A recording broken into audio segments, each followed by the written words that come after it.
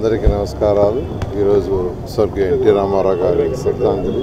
ఈరోజు నర్తకి సెంట్లో రమేష్ రెడ్డి గారి ఆధ్వర్యంలో ఈరోజు ఎన్టీఆర్ నివాళులు అర్పించడం జరిగింది.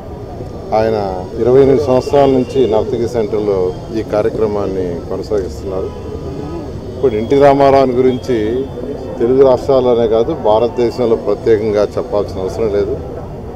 ఆయన సినిమాలలో దాదాపు 300 పైగా సినిమాల్లో నటించడం జరిగింది. తెలుగు, తమిళ్, హిందీలో కూడా ఆయన యాక్ట్ చేశారు. అయితే ఆయన అన్ని రకాల యాక్షన్స్ చేశారు, ఒకటని కాదు. పౌరాణికాలు కావచ్చు, ప్రతి దాంట్లో. ఈరోజు రాముడన్నా కృష్ణుడన్నా ఫస్ట్ మనకు గుర్తొచ్చేది ఆయనే. సినీ రంగంలోనే కాకుండా ఆయన రాజకీయ రంగంలో 60 ఏట ప్రవేశించడం. ఆ రోజు ప్రవేశించడానికి కూడా కారణం రెండు: తెలుగు ప్రజల యొక్క ఆత్మగౌరవాన్ని కాపాడటానికి, పేదలు నిరుపేదలు ఎవరైతే ఉన్నారో వాళ్ళ యొక్క అభ్యున్నతికి. ఈ రెండు ఉద్దేశాలతో ఆ రోజు తెలుగుదేశం పార్టీని స్థాపించడం, కేవలం 9 నెలల్లోనే ప్రభుత్వాన్ని స్థాపించడం, అంటే ఎలక్షన్లో అత్యధిక మెజారిటీతో 200 పైగా సీట్లతో గెలిచి ప్రభుత్వాన్ని స్థాపించిన వెంటనే పేదల నిరుపేదల కోసం అనేక సంస్కరణలు. ఈరోజు పెన్షన్ అంటే అది ఆయన మొదలుపెట్టిందే. ఇల్లు అంటే ఇల్లు ఇస్తున్నామంటే ఆయన స్టార్ట్ చేసింది, అంతకుముందు లేదు.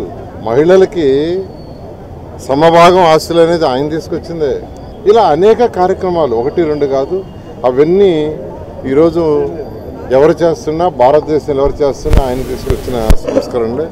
దానివల్ల ఎంతోమంది అట్టడుగున్న వాళ్ళు డెవలప్ కావడం జరిగింది. అంతేకాకుండా రాజకీయ రంగంలో కూడా అనేక మంది కొత్త వాళ్ళు తీసుకొచ్చాడు.